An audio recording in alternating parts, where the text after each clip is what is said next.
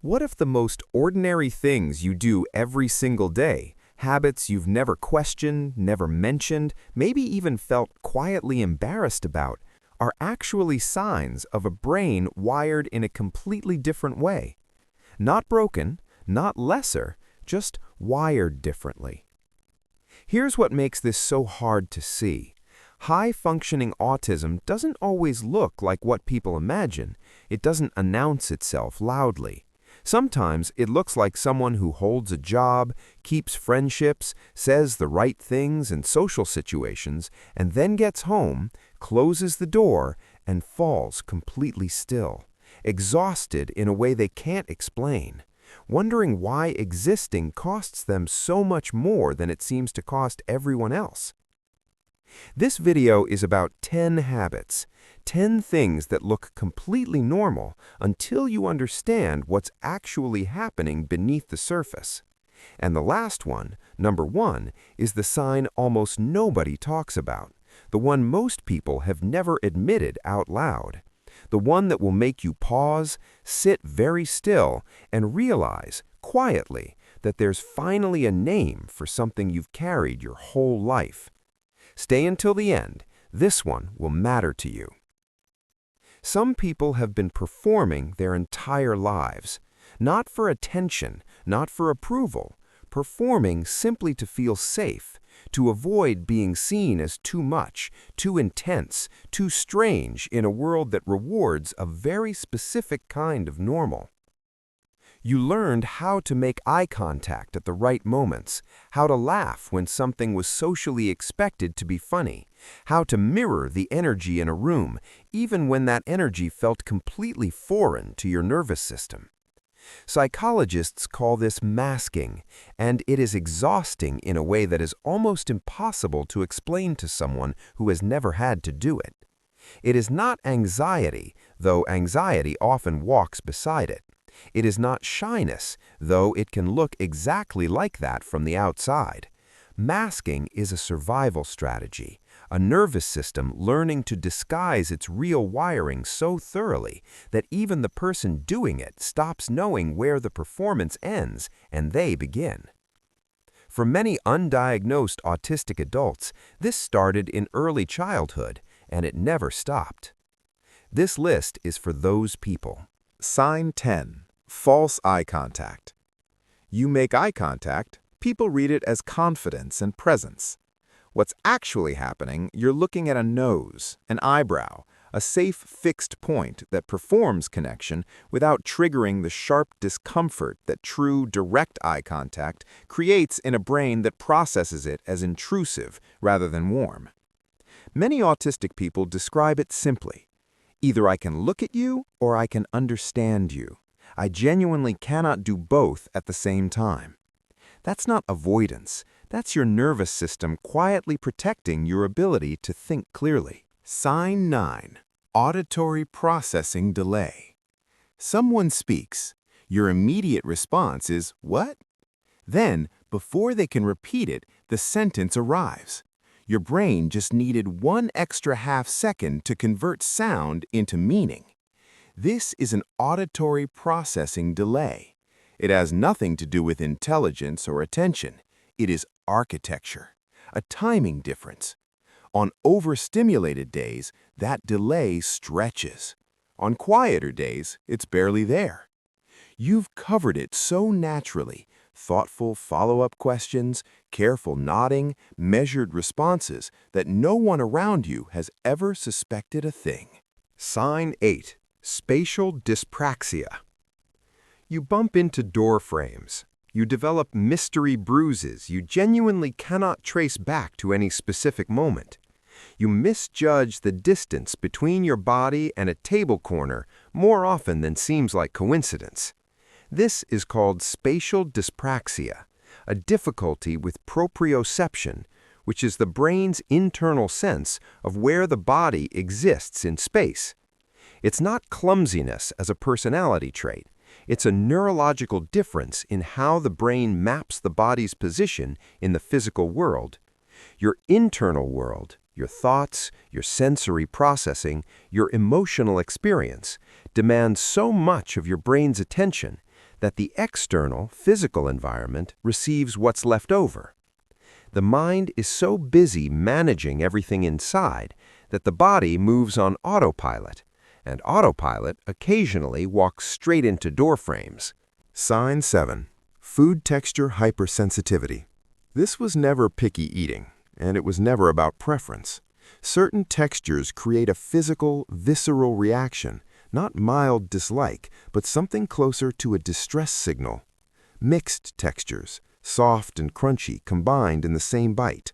Foods touching each other on the plate where they shouldn't. For many autistic people, eating is a constant process of low-level sensory negotiation.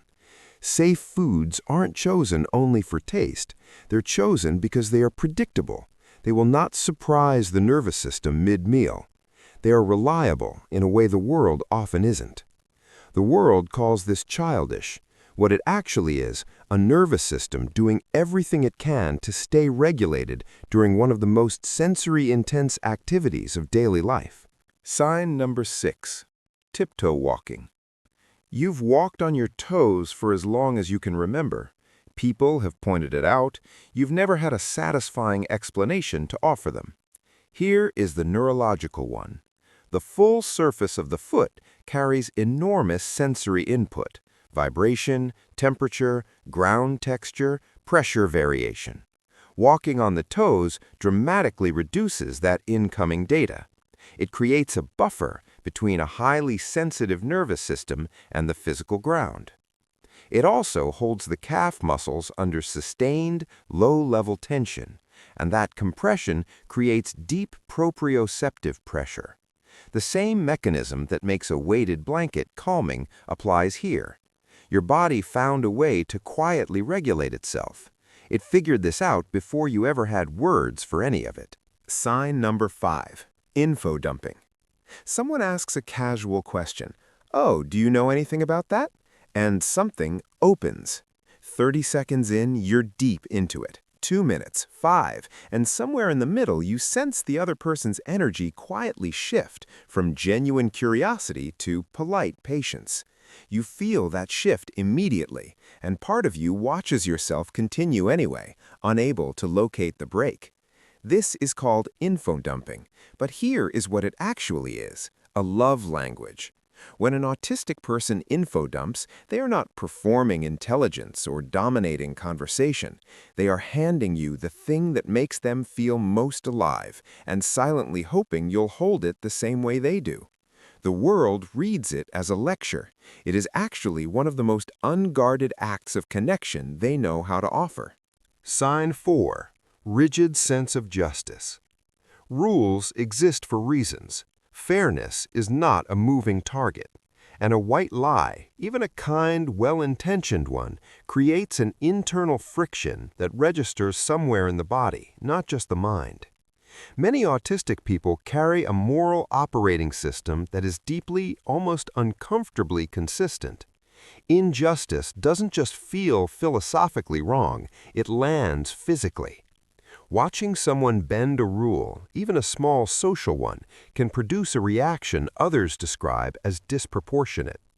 This is not inflexibility for its own sake. It is a brain that built its understanding of the world on logical, coherent systems and genuinely experiences violations of those systems as a disruption to something foundational. The world calls it rigidity. It is far more honestly described as integrity. Sign number 3. Echolalia. A phrase from a show. A word someone used earlier in the day. A small sound that attached itself to your internal rhythm, and now it cycles quietly on repeat. You return to it, maybe whispered, maybe only inside. A sentence fragment, a syllable, a specific intonation, and it just keeps circling back. This is called echolalia. It is not obsession. It is not a malfunction. It is self-regulation through sound. The brain locates a pattern, a word or phrase with a shape or rhythm the nervous system finds satisfying, and returns to it, the same way a hand returns to a smooth stone kept in a pocket. Repetition as comfort.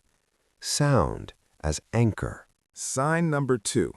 Atypical sitting positions. Legs folded beneath you, knees drawn to the chest, arms pulled close, elbows bent, what people sometimes jokingly call the T-Rex position. These aren't random preferences. The body is seeking compression. Proprioceptive pressure, the sensation of joints and muscles held under gentle resistance, is deeply regulating for a nervous system that frequently feels like it has too much open, uncontained space to manage. Curling inward is not withdrawal, it is the body quietly building its own walls, creating a smaller, more manageable world within the larger one. Sign 1. Hyperempathy for object. You felt a small sadness for a bruised apple left behind at the store. You've apologized, genuinely, to a piece of furniture after walking into it. You've arranged your stuffed animals so that none of them face away because the thought of one feeling excluded was not something you could dismiss. You have never told anyone that. Here is what that actually is: an empathy system with no natural boundary, not a deficit of empathy, which is the myth that has followed autism for decades, but a profound excess of it. An empathy so wide it extends past people, past animals, into the inanimate world, because your nervous system never learned where feeling was supposed to stop. This is not childish. This is not something to be corrected. This is a heart built wider than the world ever prepared you for. You were never broken. You were adapting, constantly, quietly, brilliantly, to a world that was simply not designed for your kind of mind. Every habit on this list was a solution your nervous system built before you even knew there was a problem to solve. Masking is exhausting, but naming what you've been carrying, that is the beginning of something lighter. Autism doesn't always look visible, but it is always felt. If something on this list resonated, leave a comment. Which sign felt most like you? Share this with someone who has spent their life feeling like they're doing everything slightly wrong and never knowing why. And if any of this feels close to home, please consider speaking with a professional who understands neurodivergence. This is not a diagnosis. It's a mirror.